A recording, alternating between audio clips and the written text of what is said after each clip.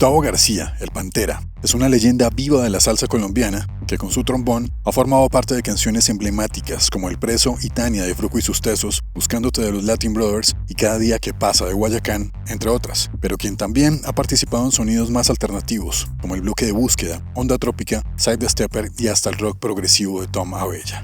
En 1979 su álbum homónimo fue ignorado por la crítica y así quedó una obra de culto solo en manos de coleccionistas y con vinilos que hoy en día tienen un alto valor económico y del cual no recibió un centavo. Su vida es toda una película y en abril de este año su historia se estrenó en el documental El Pantera, dirigido por Frank Benítez. Con motivo de su visita a Bogotá, charlamos no solo sobre el documental, sino sobre sus inicios en la música en Valledupar, cómo se voló a Bogotá en donde empezó su carrera, sobre el Joe, su ida a Alemania y el regreso a Colombia, repasando también la participación musical con Fruco, Side Stepper, entre otras.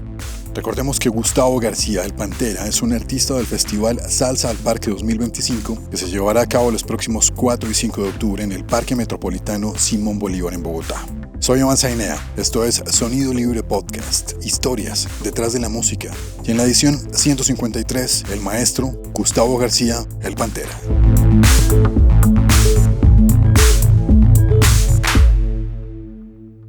Maestro Gustavo Emilio García Olivo, sí. Buenos días. ¿Cómo me le va? ¿Cómo estás? El hombre que vino de Biafra, dijo alguna vez el Joey. Sí, señor. Y al escucharlo a usted a veces habla de una vida de película y claro, uno mira la historia y sí, es así, ¿no? Justamente está acá en Bogotá por el tema del documental. ¿Cómo le pareció? ¿El documental o...? Sí, el documental. Hablando pues de esa vida de película. Sí, está bueno, tiene buen nivel, toda la gente que ha trabajado es muy profesional, captó bastantes cosas. Bueno, es la vida real, no es fantasía y siempre como la vida solo transcurre en el momento presente. La película es un momento de la vida mía. Sí, estuvo muy bien producida. Sí, tiene varios momentos, sí. Ajá, estuvo muy producida ahí. Se iba a llamar La Realidad de la Vida.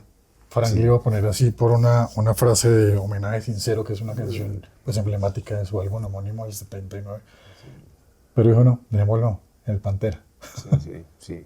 Homenaje Sincero es una de las canciones que compuso un amigo mío que es como un hermanito de siempre, se llama Gustavo Rodas, de Cartago Valle. Y yo tuve solamente que sentarme a transcribirle todo lo que él tenía en la cabeza para ese homenaje sincero. Y es una gran obra, sí, realmente es una pieza maravillosa que habla de eso, de que la realidad de la vida es la música. La realidad de la vida es la música. Y esa realidad lo mantienen ocupadito, disfrutando de ella, pero ocupado. Gracias a Dios. Sí, ocupadito, sí. Fueron entre 8 y 10 años grabando, ¿no? Entonces yo veía a Frank en una entrevista que decía, pues fue todo como muy casual, ¿no? Porque no era que llevara un equipo tan grande, sino a veces sacaba como el teléfono, el celular, y alcanzó a reunir como 80 horas de material.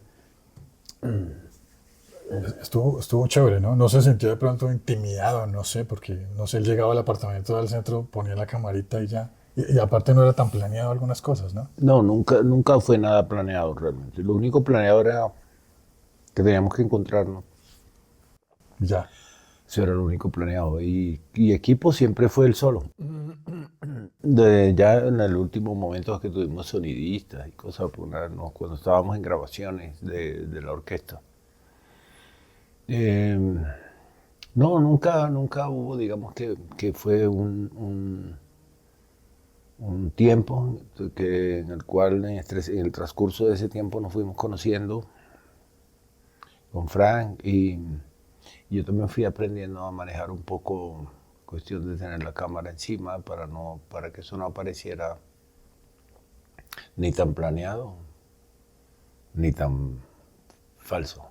Ok, sí, un equilibrio. Sí.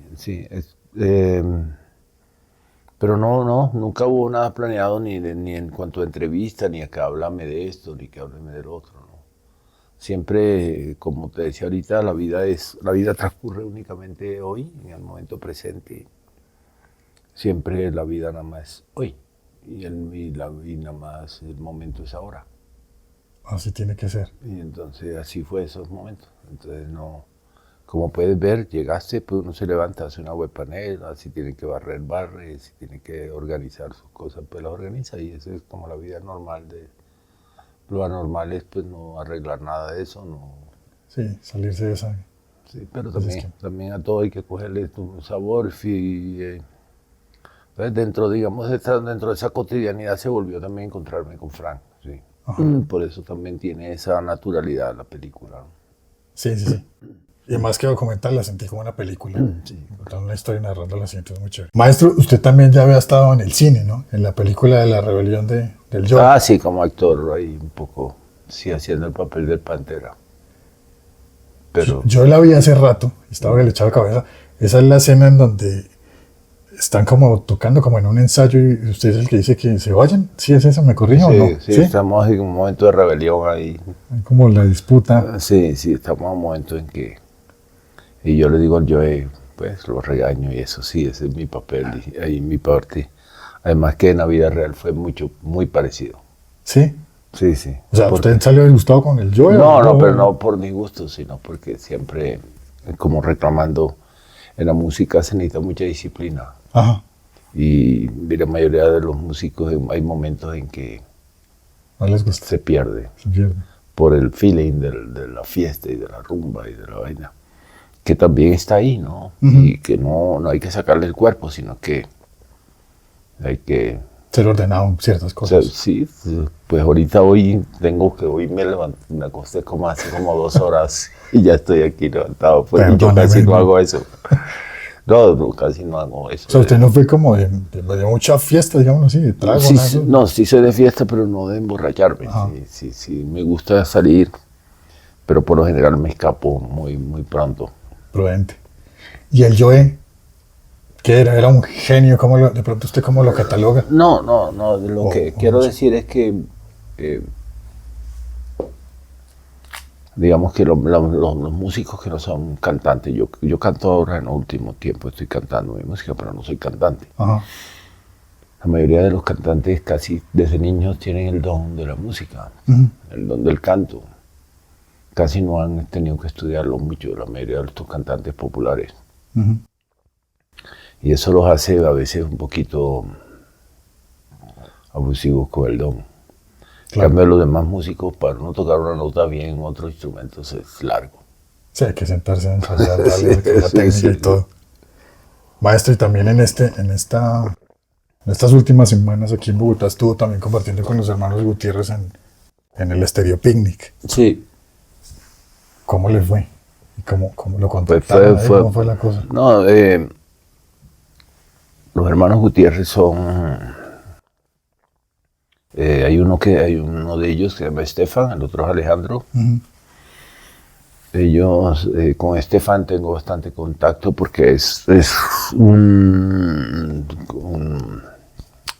comprador de discos de vinilo. Y, pues, ¿cómo se dice eso? Un coleccionista, puede ser. Y él, pues, un coleccionista va a encontrar que yo de la década del 70 al 80 y pico participo en muchas grabaciones. Y a partir de eso me contacta, en algún momento me envía una carátula para que se la firme desde Suiza y estamos en contacto constante, digamos, y lo otro es que ellos van a tener un label, un sello discográfico en el cual quieren representarme, sacar mi música antigua. Ah, qué chévere, buena noticia. Entonces estamos en eso y a raíz de que venían a Colombia, pues me invitaron y vine de mi pueblo para acá y vine y me devolví, ¿no? Y me fui a mi pueblo otra vez, fui a Calamar y volví ahora por la película. Pero con ellos hay una relación interesante ahí, de una posibilidad de estar juntos en el sello y eso. Chévere. se vuelve para Calamar. Usted nace en Calamar, pero ahí creo que estuvo como hasta los 4 añitos y ahí se va para Fundación y luego para Valledupar. Sí. Esa infancia un poco movida, ¿cómo era el Calamar pues No, sé si se pues el acuerda de los Calamar, 4 sí, años, no, no me a los acuerdo. 4 años no me acuerdo nada. Me acuerdo, lo que me acuerdo de Fundación o de Valledupar. Tampoco es mucho, lo único que sí me acuerdo bastante es que mi papá tenía orquesta. Ajá. Y mi viejo, pues, y creo que ese fue El mentor. Sí, más que ese mentor es como que la inspiración que tampoco... Pues yo no vengo de la época en que uno planeaba todo, ¿no? Ujú. Que uno, y voy a hacer esto. No, yo no he tenido eso. A mí me ha tocado ir, digamos que uno va encontrando cosas y las va asumiendo.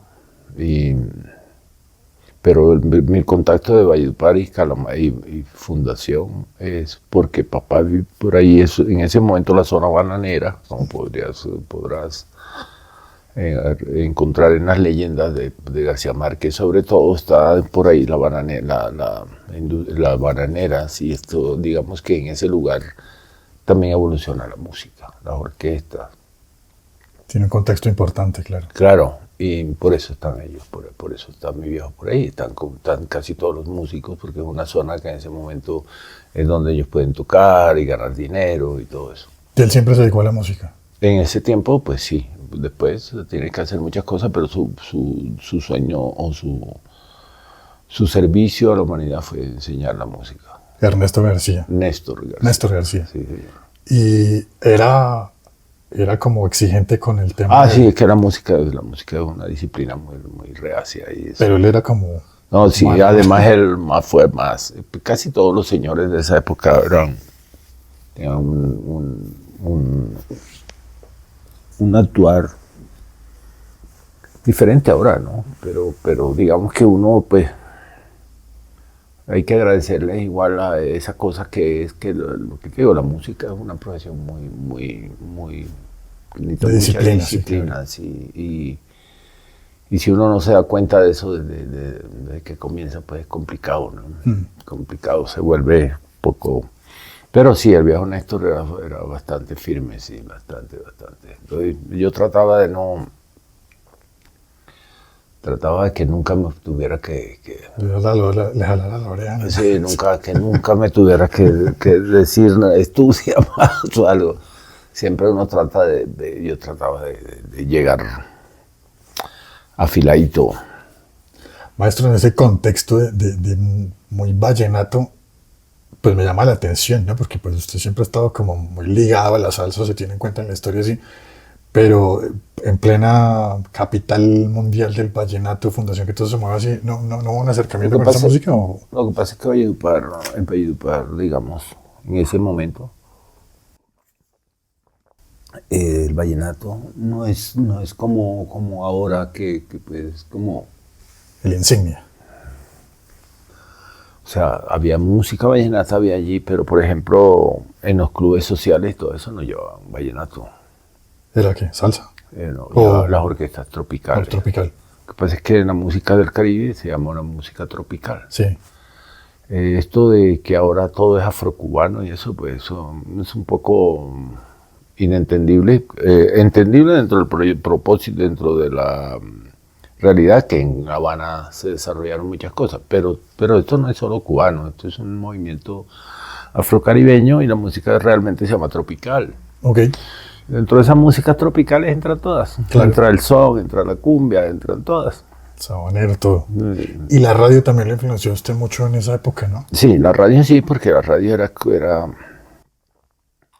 en la costa atlántica lo que uno oía eran las emisoras antillanas, ¿no? Las emisoras de las... No tanto del continente, de Colombia, del continente. La emisora que más se oía por allá en ese momento era La Voz del Río Cauca. Porque, bueno, el río Cauca iba al Magdalena. Sí. Que ya lo mataron al río Cauca. Entonces, y lo demás, siempre en esa época había muy buenos radios en los cuales uno siempre estaba jugando con las bandas, ¿no? Donde podías capturar o sintonizar emisoras de distintos lugares del mundo. Y la radio era por excelencia como un tutti frutti Claro. de músicas y de cosas, ¿no? De conceptos. Entonces, no es como ahora que la radio, pues, los últimos 50 o 40 años, no sé, la radio se volvió una cosa que nada más pone ciertas músicas y no avanza de ahí. Lamentablemente. Pero chévere en esa época porque, Sí, claro. claro, el radar era interesante, pues Sí. cogiendo esas frecuencias de afuera. Y Sí, tenía ese era chévere. el- Sí, yo creo que fue un privilegio, la verdad. Sí, sentarse uno a sintonizar radios, a oír casi toda la cultura, Claro. casi, pues yo nunca he tenido al lado una pila de discos para oír ni nada de eso, siempre era como la radio y el entorno de la orquesta, pero básicamente es la radio. Bueno, obviamente, como lo dije al comienzo, la película es larga, vamos a saltar algunas cositas ahí, pero también chévere porque usted estuvo en la banda de guerra del colegio y creo, si no me corrige, ahí fue como el primer acercamiento con la trompeta, ¿no? Sí, sí, en donde la usé primero. ¿Dónde lo ya? En donde la usé, digamos, ya yo estudiaba un poco. Sí. Pues, pero tocar en la banda que antes llamábamos de guerra, que es la banda marcial. La banda marcial. Esta bandita, pues toca uno con una corneta, y esa corneta pues no tiene un solo tono. Entonces Ajá. ya yo estaba acostumbrado a tocar con mi trompeta. Ah, ya. Entonces digamos que la trompeta, sí, en la banda lo que hago es como, empieza un proceso muy bonito que es que donde me meto se vuelve exitosa la vaina. Entonces, Sí. entonces la banda del colegio se vuelve toda como la estrella de esas bandas y empezamos a ir a los pueblitos a viajar y a tocar. Eso era en Valledupar. Sí, ¿Cómo se llamaba el colegio? ¿O se llama? mi No sé. colegio era el Colegio Instituto Técnico, Sí. Pedro Castro Monsalve se llamaba, no sé si se sigue llamando así. Era una escuela industrial en la cual yo desde primero empecé a dibujo técnico. Estaba en dibujo técnico, íbamos a todos los talleres. Y la verdad es que un día yo en quinto de primaria, desde quinto de primaria cogí la corneta de la banda. Entonces, porque eso casi nunca había un niño en eso, ¿no? Siempre eran los más grandes, y porque la trompeta la tocaban como, Tener pulmón ahí. sí, aparentemente. Y yo cuando llegué de niño ahí como, el profe decía, pero ese man nunca entendió, pues creo que él nunca entendió que era que yo estudiaba la música. Y pues entonces yo, desde que cogí esa corneta, a mí nadie me quitó esa vaina, porque era muy difícil competir conmigo, pues, por todo y todo, porque yo estudiaba la música. Claro. Entonces sí, es la primera experiencia también de viajar, de ponerme ese uniforme que me ponía, me sentía un superhéroe. Bonita experiencia. Es la más bonita de todas. La orquesta pues sí es chévere, pero la más es esa. Sí. Sensaciones más lindas. Sí, claro. Sí, es bueno. Yo estuve en la banda de guerra en el colegio, pero me tocó entrar a la última, me tocaba el bombo. Claro, cargar esa vaina era... Nunca quería redoblante, pero bueno, ahí estuve un tiempo, ya después me fui para otro instrumento. Su merced llega acá a Bogotá a los 16 años, de la mano de su hermano Néstor, que creo que ya estaba aquí, ¿no? Y bueno, y hay una experiencia chévere que llega también como a tocar a la televisión con los latinos, ¿es? Sí, lo que pasa es que yo me escapo, ¿no? Se escapa. Bueno, no lo quería decir, pero se voló entonces. Yo me le volé a mi papá. Una pendejada y Vainas, ¿qué pasa? me molesté, ¿no? Pero digamos que eso es lo que hay que aprender de la vida, que todos esos sucesos que aparentan ser alegóricos o aleatorios o que aparecen de repente, están planeados en la vida y son los sucesos que Tenía que pasar así. te cambian o te propician cosas nuevas. Entonces yo llegué a donde mi hermano efectivamente que estaba aquí, sin avisar, como siempre son mis vainas, sin avisar, sin nada. Y llegué a Bogotá y mi hermano tocaba con un grupo que se llamaban Los Latinos. Y iban a tocar en un programa de Gran Sábado Gran. Y en ese Gran Sábado Gran terminé yo yendo a tocar, porque el trompetista de ellos ya era un chiguero, como llaman en Bogotá los músicos que tocan en todas las orquestas, Y entonces este hombre llegó y me abrió la oportunidad de que me llamaran, pues, porque no llegó el toque, y ahí comienzo a tocar la trompeta con los latinos. Tocando la piragua, volando. Y todo parece siempre una película, así, porque es increíble que pues, yo allá en la costa, allá en la casa en Valledupar no había tocado con bandas, con grupos, ni con orquesta, a pesar que ensayaban en la casa, yo nunca, solamente en la banda de guerra. Entonces usted llegó de una. Y llegué, eso era en directo, obviamente. Llegar a tocar, sí, y ahí sí empieza mi tocada, y seguramente de ahí se desprenden muchas cosas, porque después termino tocando al poco tiempo con Benny Bustillo, que era el trompetista cubano acá, por excelencia, un señor maravilloso. Pero lo que te digo, todo va sucediendo así como... Casual. Benny venía de Ecuador, ¿no? Creo, tengo entendido. De Perú. ¿De Perú? Sí, sí. Y se vino por tierra. Por donde él vino enseñando la música. Y hay grandes trompetistas y trombonistas por todo el camino que él vino. Qué chévere. Es una vaina increíble. Es una cosa increíble. Maestro, ¿cómo era ese Bogotá de la 19 de la 26? Porque usted en alguna entrevista le he escuchado que lo describe bajo ciertas características. ¿Cómo era eso? Era una vaina increíble. 24 horas abiertas. Ese pedazo es toda mi historia. Allí estudio la música, allí vivo la música. En el aspecto que había donde comer en la madrugada, uno a las 2 de la mañana se estaba uno comiendo una bandeja como en el almuerzo, o sea, con garbanzos, arroz, carne guisada, patacón o yuca. Entonces era en serio, ¿no? Porque uno salía de tocar en la 26, sí, donde está el edificio de Colpatria. Uh-huh. Ahí estaba una casa que se llamaba El Morocco, donde yo tocaba.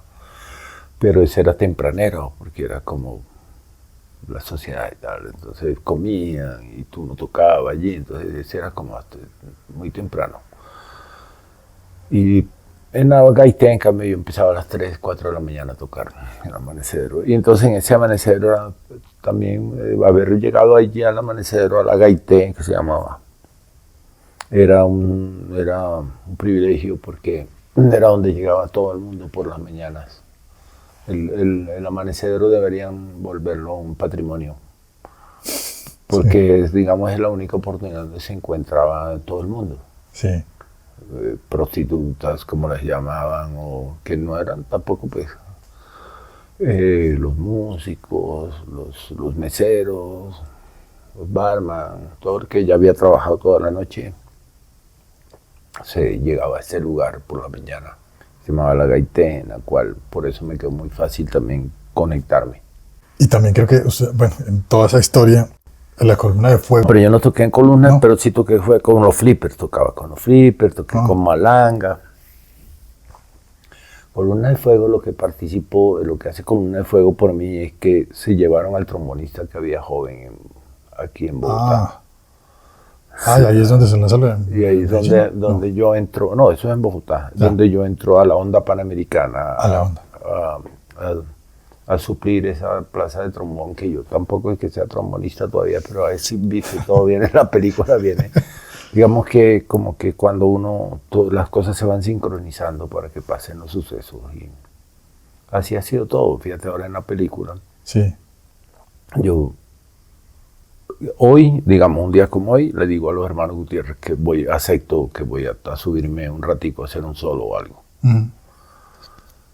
Y en el momento que acepto eso, mi amigo allá son las 10 de la noche, 11, que son las 5 de la tarde en Colombia, él está en Suiza. Y digamos a las 5 de la tarde de Colombia, yo le digo que sí voy a venir a tocar. Y como a las 7, 8 de la noche me invitan a una reunión con la gente del cine, de la película. Que van a lanzar la película, que ya tienen la fecha. Ellos me van a dar la noticia y yo les cuento, no, que yo voy a estar con los Gutiérrez. Todo se arma ahí. Comienza a armárselo ahí. Sí, sí. Así es, como todo. Chévere, esa parte es muy interesante. Maestro, usted lo contacta Hernán Gutiérrez para irse para Medellín a grabar con Fruco. Sí. Y allá aparece esto, que tuve el atrevimiento de traerlo, que es el violento. Ya acá estuvo en Alma Navideña. Sí. Sí, sí, Lo que yo recuerdo, ese es de los primeros temas que yo grabo allí, ¿no? Ajá. Con trombón. Estaba grabando otro hombre ahí Sí. y no podía, no sé qué le pasaba, también vuelve a la película, vuelve a hacer. No tengo que, o sea, nunca he tenido que hacer una audición. Eso de las audiciones nunca me tocó. En ese momento, digamos que fue mi audición, que fue que a este muchacho no sé por qué no podía tocar una frase y me dicen en el control room, en la sala del control de los aparatos. Sí. Me dice, ¿será que tú puedes? Y yo digo, pues, dile que me preste el trombón. No, pues que me preste el trombón porque llegué sin trombón. Entonces de ahí ya se despeja el camino. Porque pues, bueno, yo fui el que grabé eso, sí. ¿Qué opinión le merece Fruco? No, tremenda orquesta que tuvimos, sí, sí, tremendo. Una experiencia muy bonita a nivel de eso, una orquesta que sonaba muy poderosa en ese tiempo, nosotros los que tocamos ahí en ese tiempo. Del resto no he oído más a Fruco tocar realmente, pero el movimiento que Julio ha dirigido es muy bueno, Sí, es una institución. le correspondió estar ahí, pero lo que te digo, mi situación no es contra él ni contra nada, sino que pues uno tiene que hacerlo de uno y no puede quedarse en la vida. Pues si uno analiza eso, ¿no? O sea, lo que hizo después el Joe, o sea, salir como a la independencia y darle su propio proyecto, ¿no? Claro. No era necesario Yo hacerlo. empecé antes que el Joe, incluso porque yo en el 78 ya estoy empezando a producir mi música aparte o con otros dirigiendo yo y todo. Entonces no es que tenga, ¿cómo se llama? Algo en contra de esto, ¿no? Sino más bien a todo a favor de la vida, que es que uno hay que seguir. Claro, seguir el camino. Seguir el camino y hay que bregar de ir haciendo cosas y eso es todo. Maestro, usted en Medellín estudia la Escuela Superior de Música de Medellín. Sí. Y hay una parte que me llama mucho la atención. Y es que mientras usted está ahí grabando unos temas para el campeón, el Joe, que creo que son Abandonaron el campo, Sí, y típico Merindo. usted tiene un maestro ahí, Sí. que es una historia con el maestro, pero hay algo elemental y es que le enseña algo del manejo del cuerpo, que me parece interesante, porque en algún video que vi de Teto Campo, Sí. con el que usted también tuvo la oportunidad de trabajar ahí en el bloque de búsqueda, él hablaba que le aprendió eso a usted, pero ese manejo del cuerpo, ¿cómo era? Como para poder entenderlo un poco, ¿a qué se refería? Bueno, realmente es que pues, la música debe ser como la postura de los instrumentos, vamos a empezar por eso. La postura de los instrumentos es una vaina jodida. Pues yo no sé quién carajo se inventó eso, es difícil casi todas las posturas, ponerse los instrumentos bien es fregado. Sí. Entonces a veces uno puede estar tocando, pero está desconectado de sí mismo. Ok. Porque el único enemigo que uno tiene es el cuerpo, Sí. o es uno mismo. Ajá. Cuídate de ti y de lo que piensas, es como la amenaza, ¿no? Sí, señor. Entonces uno... Toda la razón. Entonces, digamos que si uno no trabaja con un maestro o con una persona que le inculque que el cuerpo es el instrumento. Ya. Bueno, entonces hay varios aspectos de eso y es que, pues, primero que todo yo fui a la escuela para validar mi trabajo, que ya tenía 10 o 12 años de estar en la música, pero no había hecho un diploma o un certificado. Sí. Y segundo es la idea de que el maestro, este maestro en esa época me hace tomar conciencia de que hay que involucrar el cuerpo, que ahí el cuerpo pues sencillamente hay que entrenarlo mucho, hay que, como la parte atlética de la música. Ok. Y esa parte atlética es para estar uno en reposo y en quietud, pero en movimiento, como una contraria. Pero bueno, sí, eso es parte de la disciplina también, Sí, ahí, claro. de saber ser prudente con el cuerpo. Sí, es como el Tao del... Ok. Tao del Sí, me llamó la atención que Teto lo decía y yo Luis ahí con sí, su como profesor. el Tao, claro. Para él yo lo empecé a... Otro es uno entrenar los dedos, todo. Tiene que estar uno pendiente porque el cuerpo, pues, si no el cuerpo lo va dejando uno. Y hoy a mis 71 años estoy agradecido con todo ese trabajo. Entonces, el maestro Álvaro, a partir de las quejas que ponía un maestro por mí, me terminó ligando a él, acercando a él, y él me propone que me va a tomar mi educación para él solo. Uh-huh. Y así otra vez el de película. Otra vez de película. Maestro, por aquí hay otro que este es como, yo creo que uno de los más emblemáticos, que es el grande, porque sale pues El Preso, Mayoma. Uh-huh. Eso era como el 73, si no estoy mal, creo. Uh-huh. De pronto algo que tenga ahí que se acuerde, alguna anécdota de grabación de ese álbum. Uno pues sorprendido que en el confundido también es como donde empieza Joe a nombrarme, creo que es aquí en el confundido. De todo esto era una emoción estar en una orquesta de esta en ese momento. Para mí era muy emocionante porque era una muy buena orquesta con muy buenos músicos, estar en grabaciones, pero acuérdate que todavía nada de esta música era conocida. Maestro, una pregunta, ¿cómo era? Porque hay cosas que tiene el CD que son chéveres por el tema de los créditos y eso que me parece importante, pero salió muchos años después. En esa época, el tema de la contratación, ¿cómo era para un álbum de estos? Y se le pregunto porque obviamente uno mira todo el tema de Psycho a siempre y todo el rollo de lo que ha pasado durante todos los años. Había muchos casos en donde eso no quedaba registrado. ¿Cómo era en ese momento el tema del negocio, digámoslo así? No, lo que pasa es que ellos, digamos, por ejemplo, las disqueras, en este caso, los artistas que ellos tenían contratados eran estos dos personajes, Saoko y Arroyo. Uh-huh. Y Fruco era como de Disco Fuentes. Él estaba, o de la planta, digamos, sí. Trabajador directo de Fuentes, por decirlo sí, así. Okay. Digamos, él estaba ahí involucrado. No sé si era un empleado, pero él estaba ahí siempre. Y nosotros, en cambio, no solamente nos pagaban por tocar, por grabar. Y ya. Eso era... Uno lo llamaban todos los días a grabar y uno iba y grababa. Por eso no... Y como en la industria y todo este tipo de, hasta ahora, por decirlo de alguna manera, la fórmula de la industria es quedarse con todo. Es normal. Entonces no ponían los créditos porque alguna cosa preveían que no. Y después cuando hacen así, todo eso, yo no estaba aquí en Bogotá, aquí en Colombia. Sí. Entonces me quedé por fuera bastante de eso, ¿no?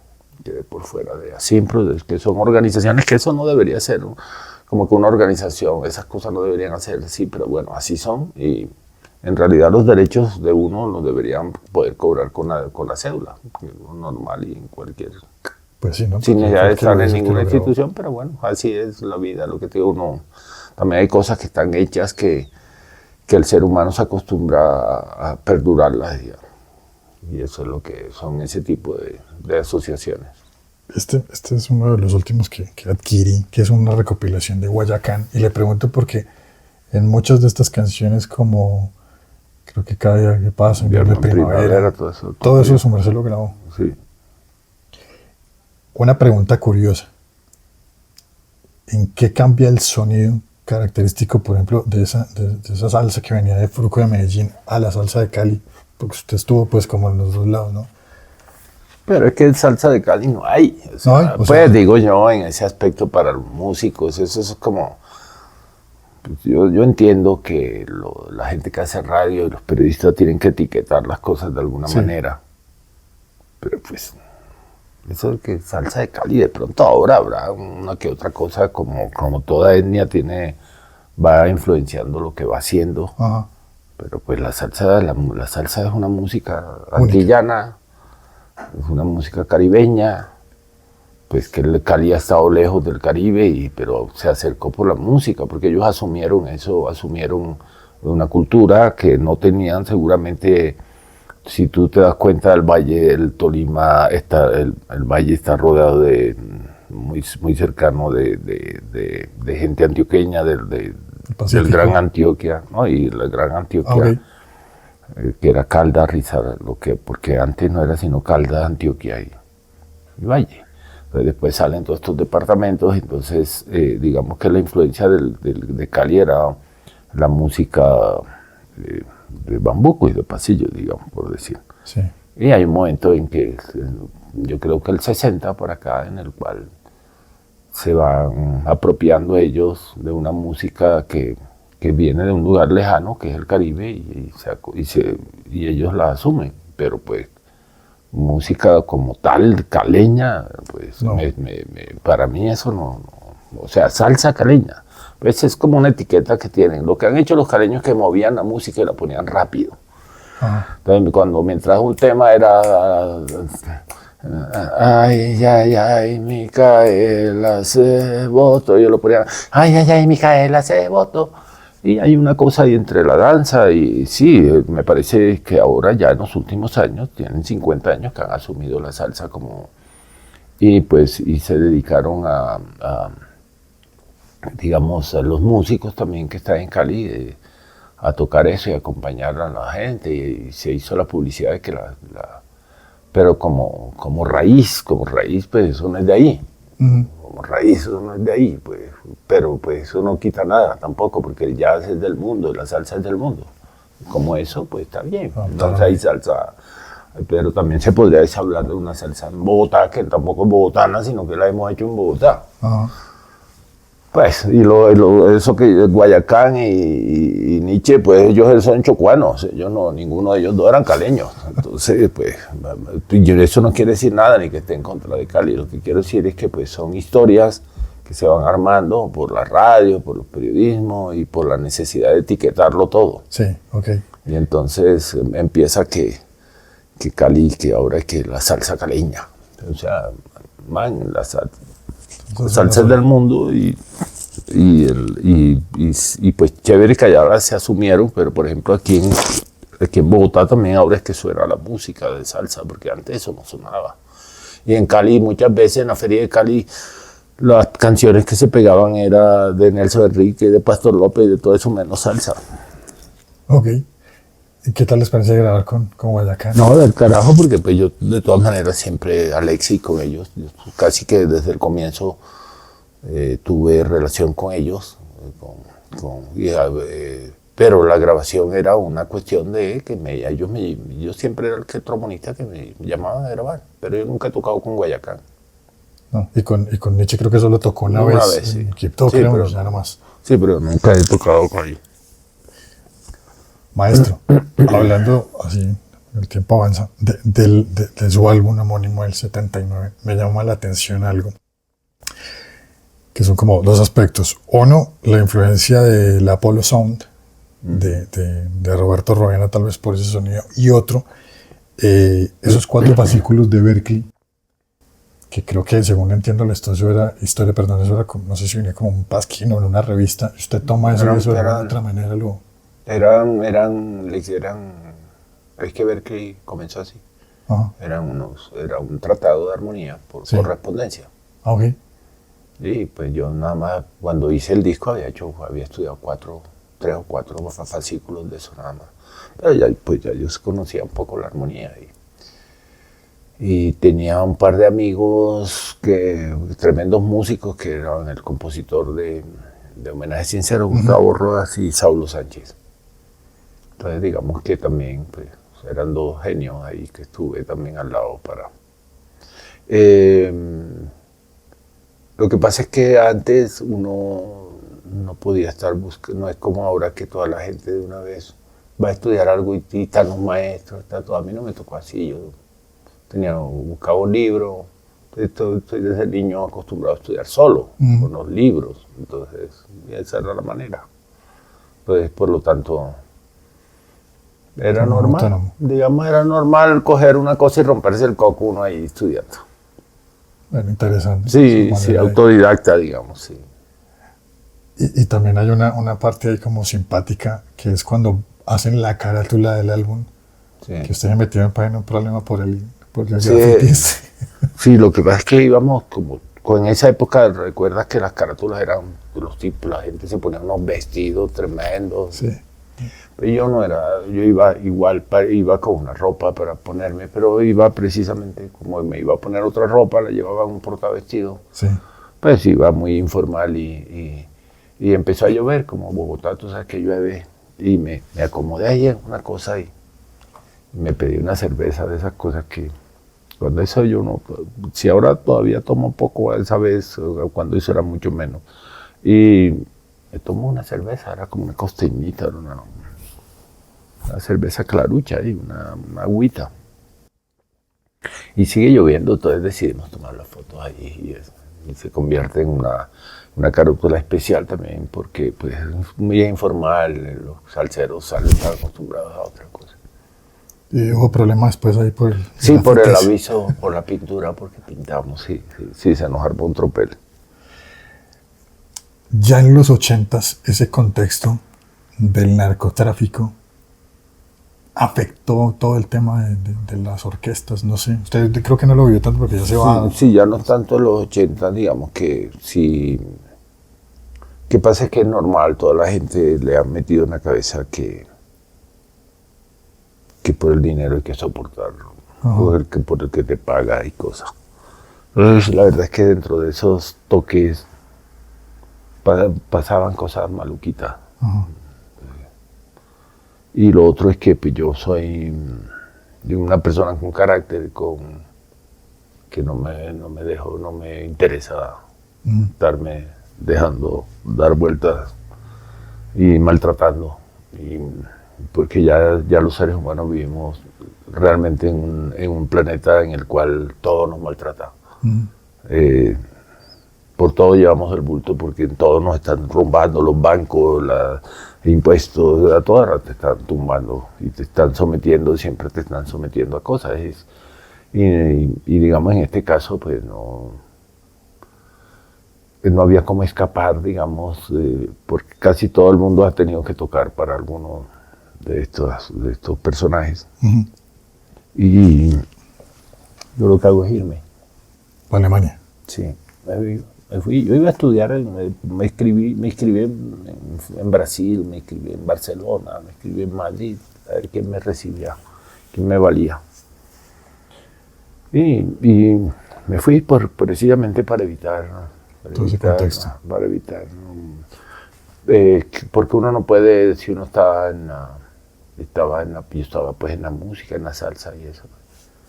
De ahí me salí de Fruco y de todas esas vainas. Yo estuve en una época también en Bogotá que me dirigía una orquesta, mi orquesta en Roma Antigua, un lugar que se llama Roma Antigua.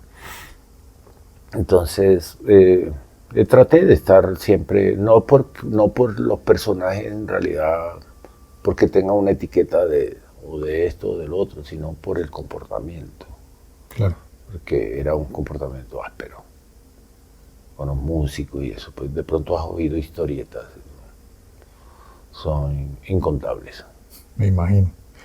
Y en Alemania, usted se fue de estudiante y terminó dando clases, ¿no? Yo iba Alemania yo no estaba en mis planes.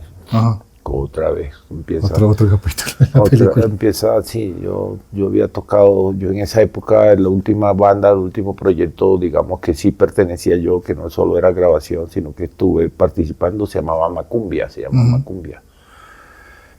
Y en esa época dejamos hecho, cuando yo me fui, habíamos hecho ese sí, Colombia, de Caribe. Sí, y la selección. Pues eso lo empezaron a usar después para la selección, Sí. pero eso se hizo fue para el Festival de Música del Caribe. Ajá. Y ya en esa época yo estaba también para irme y Sí. voy a tocar allá en Alemania con ese misma personajes que son Sumaque, y allá está otro cantante de Buenaventura, Bazán.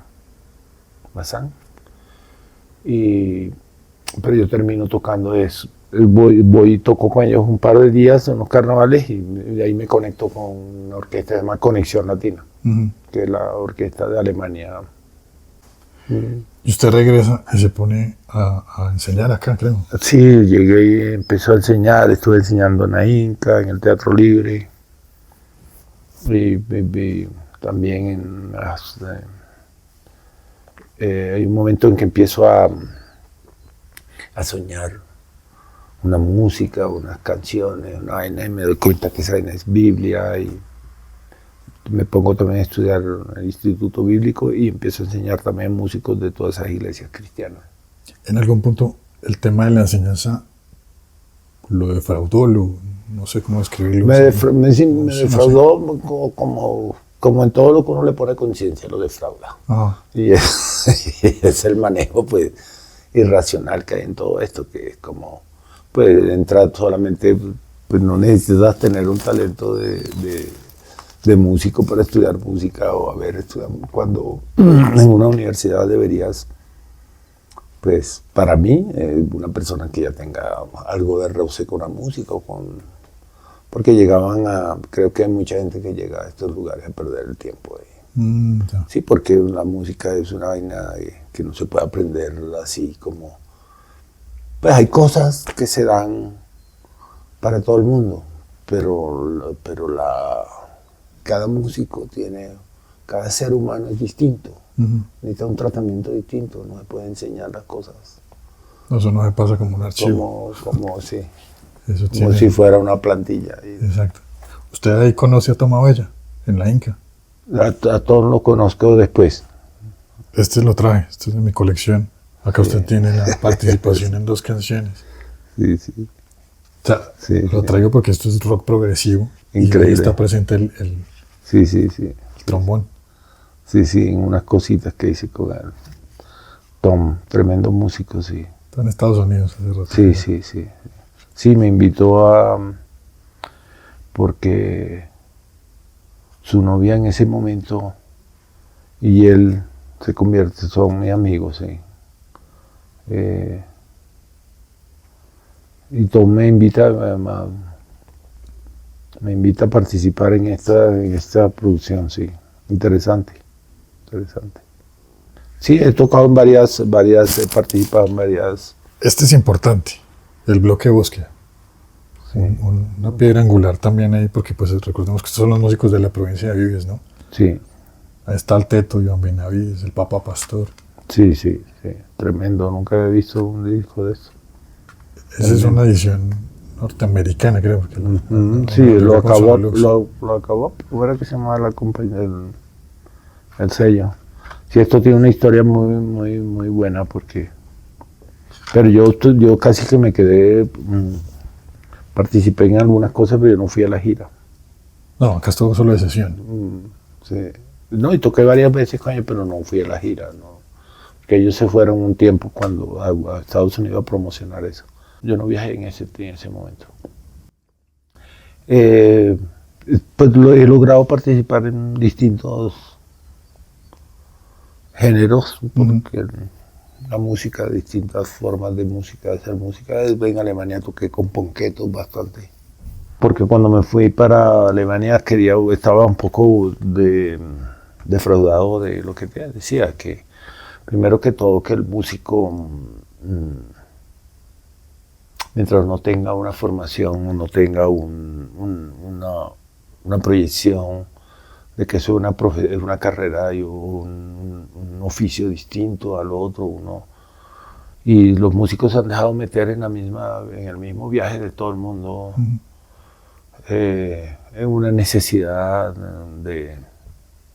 como en una competencia que no va, eso no sirve.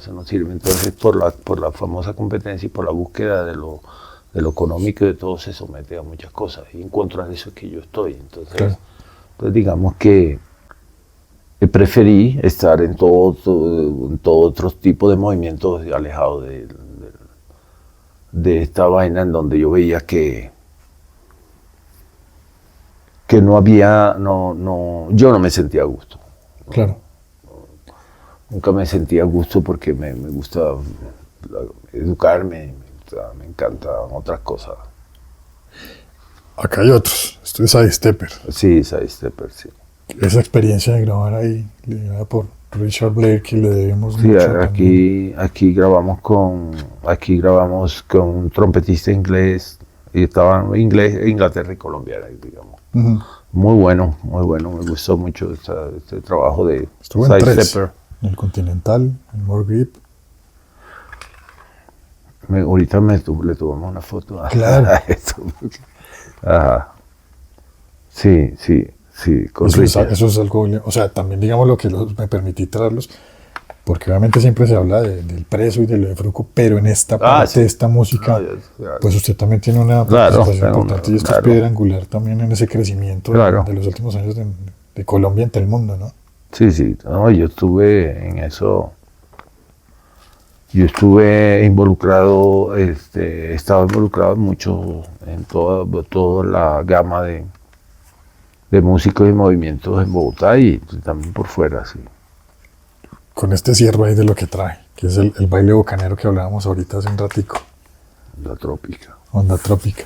Wow. ¿Cómo le fue ahí con ese combo? Siempre Mario ha sido muy gentil y siempre desde el comienzo quería que yo estuviera en las grabaciones con él, con ellos. Lastimosamente hubo algunas en las que no pude estar porque se opusieron algunos otros. ¿Ah, sí? Pero, maravilloso, ellos tienen un movimiento. Ahí nos reunieron a varios músicos para tocar, estuve sentado con Tomate, con Adolfo Castro, con Michi Sarmiento. Maestro, ¿cómo va el vinilo que su merced piensa lanzar? Creo que muchos estamos a la expectativa de que salga eso. Estoy en eso, hermano, de ver cómo. Estoy en eso. Estoy en las reuniones para lograr con quién hacer eso. ¿Eso ya está grabado? Sí. La música que hice en el tiempo de la grabación de la película. Ok. Tengo 8 temas ahí grabados, sí. 5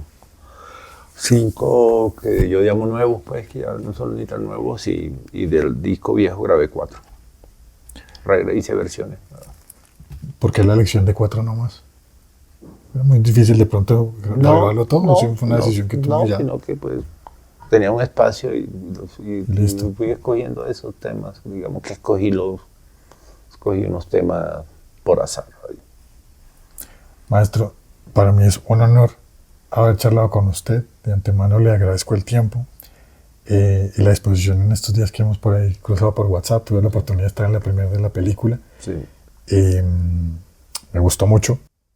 Y nada, pues lo que quería hacer era como una pequeña aproximación a la historia. Quienes siguen Sonido Libre Podcast, que conozcan ese trombón que ha sido emblemático, lo que le decía, no solo allá con Fruco y Guayacán y demás, sino también esta música que es de muy nicho, Sí. pero que también es muy importante, todo este movimiento de Side Stepper y Onda Trópica. He estado aquí en Bogotá metido en todo en el movimiento también alternativo, como llaman. Eso, sí. Sí, es que hablaba con Mario que, por ejemplo, el tropicanialismo, que es el género que él maneja con los pirañas, y ya tiene como 20 años mal contados. Sí, claro. Eso ya es importante, ya ante el mundo eso es lo que suena también en muchos festivales. Claro. Sí, ellos saben manejar más cosas que lo que te digo yo cuando yo empecé esta vaina.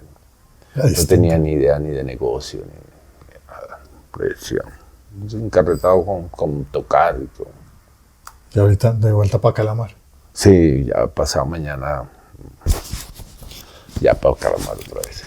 Bueno, muchas gracias. Bueno, Muy amable. muchas gracias a ti.